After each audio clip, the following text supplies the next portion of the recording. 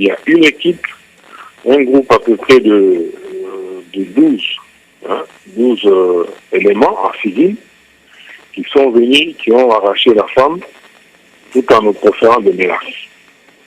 Alors, l'un d'eux a appelé au Tokiwaki du renfort. Il a demandé que l'équipe vienne rapidement avec les armes. Bon, parce qu'eux n'étaient pas armés.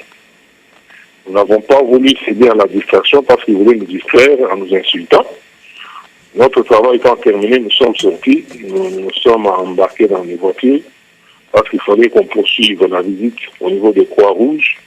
Sur l'avenue Croix-Rouge, il y a un hôpital, la base même de la Croix-Rouge, où il y a des blessés qu'on a amenés là-bas ce matin. Ce sont les membres de PPRD qui voulaient assister au meeting organisé par Kimbuta qui ont été attaqués par la population. Nous voulions nous rendre compte de ça.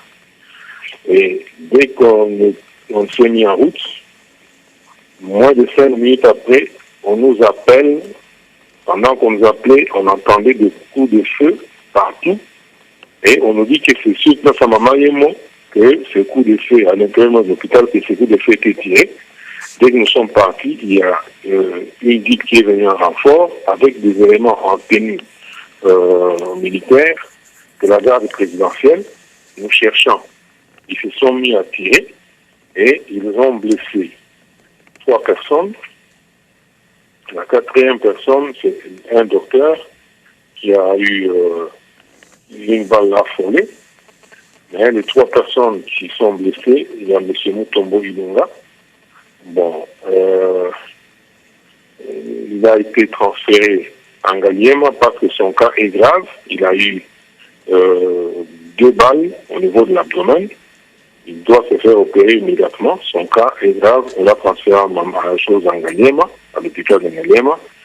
Il y a Madame Lubidi, qui est garde malade. Elle est la maman d'un malade, Gérard Kouassi, que nous avons, dont je voulais parler ici, qui a eu une balle logée dans la jambe, donc le mollet droit, qui n'est pas encore opéré. Alors, sa maman, elle a attrapé maintenant une balle aussi, à la jambe. Il y a M. Kombe qui a attrapé aussi une balle. Alors, il y a 2 dames, 2 mamans qui étaient enceintes sur place là-bas. Ils n'étaient pas venus, ils ne s'étaient pas déplacés pour accoucher, mais qui étaient enceintes. Mais suite à l'émotion, les poches ont cédé et elles étaient en train de perdre beaucoup d'eau. Donc, il fallait que l'équipe médicale les prenne en charge pour gérer cette situation. Donc, voilà l'incident qu'il y a eu à Mamayemo. Et ça, c'est la garde présidentielle. Et les docteurs de Mamayemo sont en train de se réunir en ce moment parce qu'ils ne comprennent plus comment les éléments armés peuvent entrer à l'hôpital et qu'ils semer la panique. Et ils pourraient déclencher une grève. Ok, merci bien. Et la situation générale dans la ville pour la journée d'aujourd'hui? Pour la journée d'aujourd'hui, la situation générale est qu'il y a eu beaucoup d'activités, de manifestations au niveau de la Tiangou, plus précisément à Kimbase et à Ndili. La maison communale d'Ndili a été brûlée et il y a eu aussi une personne tuée dans les échanges et il n'y a pas eu de circulation dans toute la ville. À chose à Lemba, Matete et tout ça, les jeunes gens étaient sur la route. Il n'y avait pas, les bureaux n'ont pas ouvert, les magasins n'ont pas ouvert, il n'y a pas eu une quelconque circulation. C'était encore le climat d'une journée ville morte. Au campus, sur le campus, il y a eu également des affrontements avec la garde présidentielle qui a été déployée là-bas depuis l'aube. Donc, la pression reste maintenue. Les jeunes gens sont debout. Ils continuent à bousculer. Et nous attendons, nous sommes attentifs à ce qui va se passer au Sénat.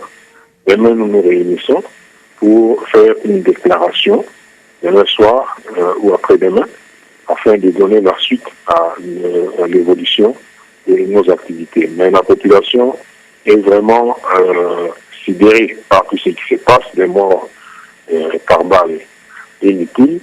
Et maintenant, c'est la garde présidentielle, donc la milice de Kabila, qui occupe toutes les places fortes, qui est dans les hôpitaux, qui nous empêche de dénombrer les morts et qui menace même les malades, les gens qui sont blessés, qui doivent suivre les traitements. Nous avons compris que ces services de renseignement de la présidence sont en train d'intimider également les médecins parce qu'ils sont là à des endroits où ils ne pouvaient pas être, là où il y a des malades qui doivent se faire traiter. Et c'est ainsi que certains blessés meurent dans des conditions que nous ne comprenons pas. C'est-à-dire qu'ils n'ont pas accès au traitement, peut-être suite à la pression faite par ces éléments de la présidence de la République. Donc la pression, nous sommes déterminés à continuer. Et maintenant, la population, parce que nous devons respecter ce que la population exige, maintenant le départ de M. Kabila, qui a tué la démocratie, qui a supprimé les emplois pour les jeunes gens qui n'ont plus d'avenir. Ils disent qu'on n'a pas de travail, on n'a rien à faire, on va s'occuper maintenant de lui. Il faut qu'il parte parce qu'il incarne la souffrance, il incarne la misère, il incarne les tueries qu'il y a en Est là-bas, c'est sous sa bénédiction, et tout cela indique clairement que ce n'est pas quelqu'un qui peut assumer les responsabilités d'État tel qu'il a pris l'engagement par son serment d'investiture.